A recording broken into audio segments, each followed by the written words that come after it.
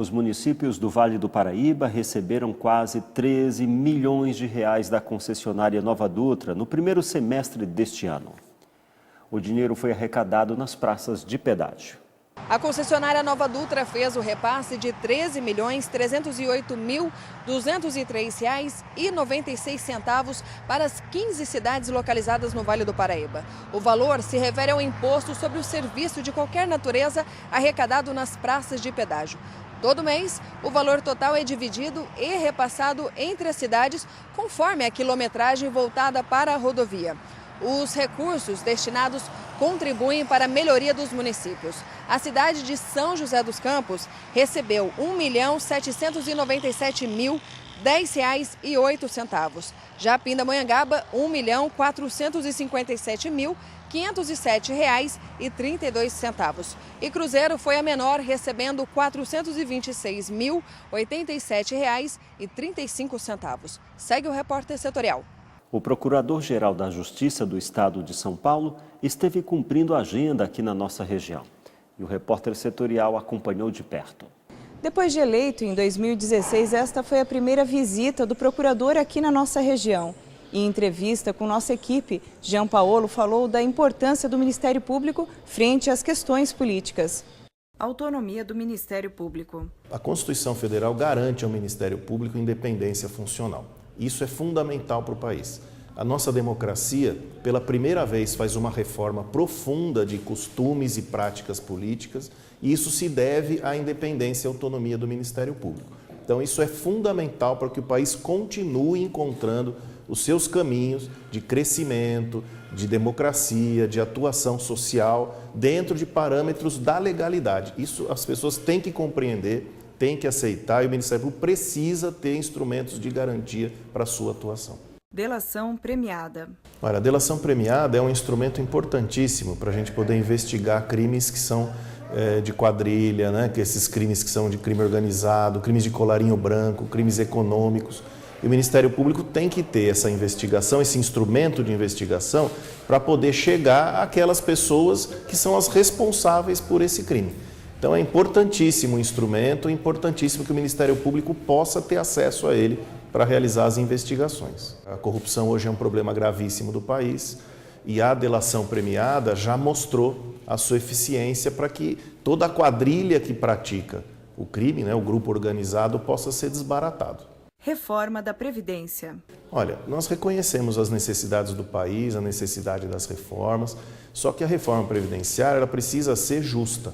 Ela precisa encontrar um caminho para que as pessoas possam usufruir e ter condições, né, de poder ter uma garantia quando chegam à sua aposentadoria. Os funcionários públicos, eles recolhem, né, durante toda a sua vida aquilo que é necessário para a sua aposentadoria. Essa conta precisa ser feita para que a solução final possa continuar sendo justa e dê garantias para que as pessoas possam trabalhar e ter, né, a tranquilidade de que vão receber uma reforma, né, que vão ter uma previdência social que acolha quando for necessário. Acompanhe agora outras notícias da nossa região no Plantão da Redação.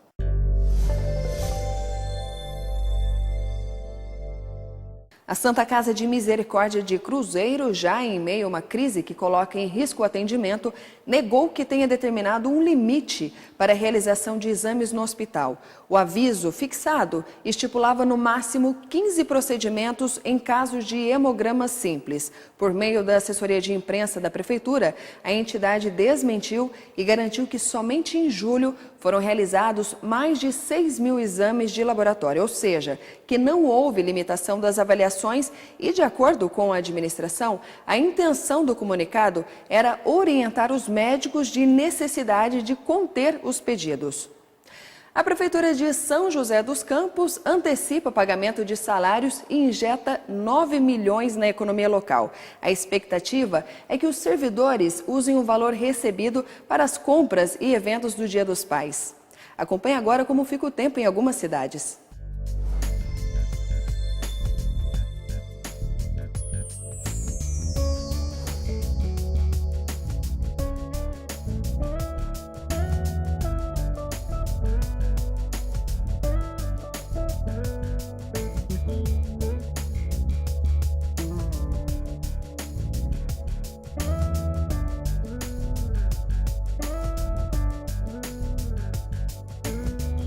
Vamos à entrevista especial desta edição.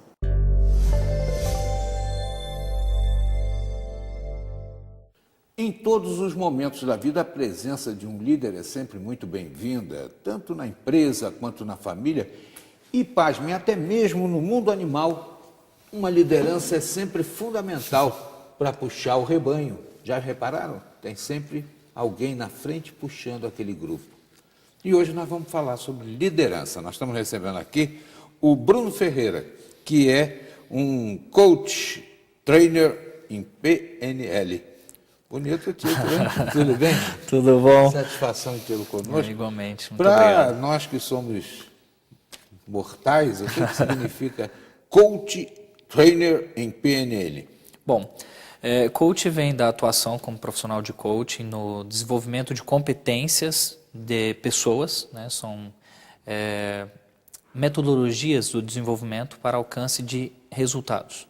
Então, coaching é uma metodologia de desenvolvimento de competências para alcance de resultados, trabalhando com pessoas, empresas, líderes, grupos, equipes, dependendo da situação e da meta apresentada por aquela pessoa. Daí vem a pergunta, o líder já nasce líder ou ele pode ter essa liderança aprimorada? Bom, tem pessoas que já Porque possuem, a gente vê né? no mundo animal, por exemplo, né, que o líder está ali, ele não fez curso, não teve nenhuma... Mas ele está lá comandando. Sim, sim. Tem pessoas que já possuem em si a competência e a facilidade para trabalhar com equipes, com grupos, para trabalhar orientando e em si estando sempre ombro a ombro com algumas pessoas. Claro que isso não exclui a possibilidade de pessoas que não nascem com essa competência ou não estão acostumadas com isso, de serem líderes. A pessoa que não tem esse costume pode desenvolver essa competência também, desenvolver atitudes, comportamentos e estudar para isso também. Líder e chefe é a mesma coisa? O chefe tem que ser líder? Ou o líder pode ou não pode ser chefe? Bom, são duas palavras que nós sempre falamos nos treinamentos, cursos de liderança. Qual a diferença entre um chefe e um líder? Bom, chefe normalmente é aquela pessoa que gera o comando. Então ele está preocupado com o resultado, independente da competência, do desenvolvimento do colaborador, vamos dizer assim, dentro de um ambiente empresarial ou uma organização, o chefe é aquele que passa o comando. Então ele se preocupa mais com o resultado, aquele que é tão somente em si um chefe. O líder ele já passa para uma outra camada, vamos falar assim, um nível diferente do chefe. O líder está direcionando o desenvolvimento de competência, ele está mais ombro a ombro com a sua equipe. Então ele busca alcançar o resultado, apesar de estar preocupado também com o resultado, ele quer alcançar aquele resultado, porém junto da sua equipe. Então ele auxilia, motiva e potencializa talentos da sua equipe. Ele não precisa saber de tudo, ele tem uma equipe também que tem expertise em determinado assunto.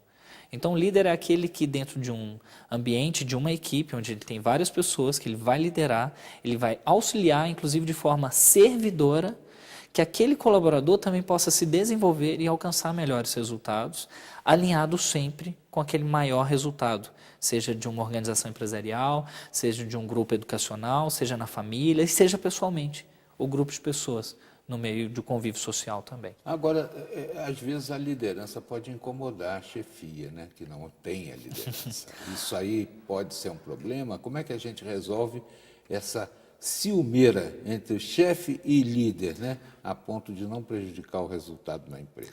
Bom, primeiro, antes de responder na totalidade a sua pergunta, eu gosto de afirmar que o líder, em alguns momentos, ele também há de se colocar como chefe no passar um comando, no passar uma determinação, passar o que é para ser feito naquele momento. Nisso ele também tem uma postura de chefe. E um chefe também, ele pode ser um líder. Não quer dizer que é só chefe e um líder é só líder. O líder também pode ter uma postura de chefe e o chefe também uma postura de líder. Mas a questão de um incomodar o outro é necessário... Quando o líder se torna sombra do chefe. Ah, sim. Ótimo, ótimo. Então vamos colocar essa questão. O líder, sombra do chefe. Vamos colocar a sombra, nesse momento aí, como você me disse na pergunta anterior, sobre o incômodo. Uma sombra que incomoda. É interessante que, num ambiente organizacional, focando nesse ambiente, que seja empresarial, então, o líder ele esteja acompanhado daquele propósito maior, daquele resultado obtido, daquela missão maior e o que mais a empresa está buscando realizar.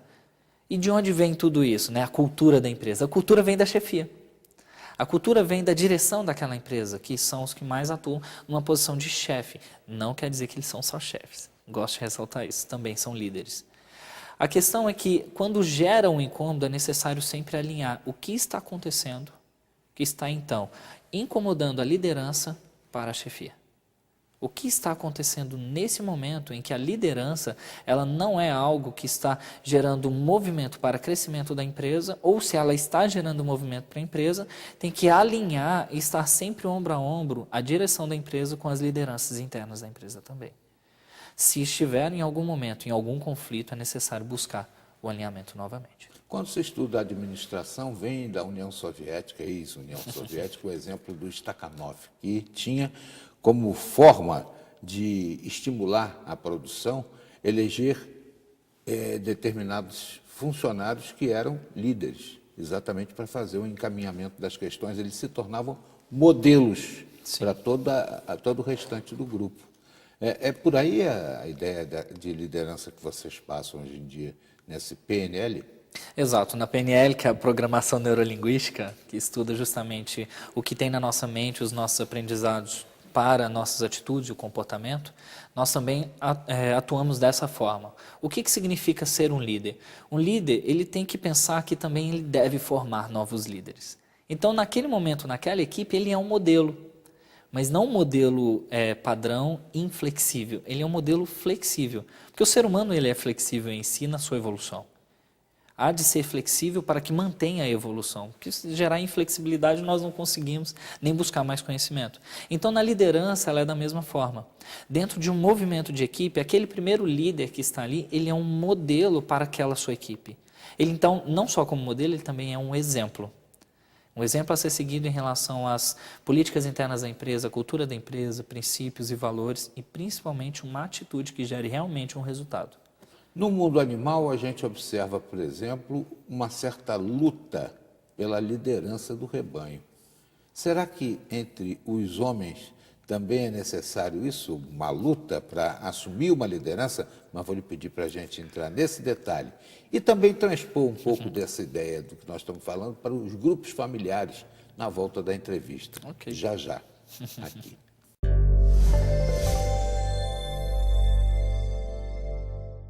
No próximo bloco, você vai ver como o cigarro é prejudicial até mesmo para os não fumantes. Aguarde um instante, o repórter setorial volta já.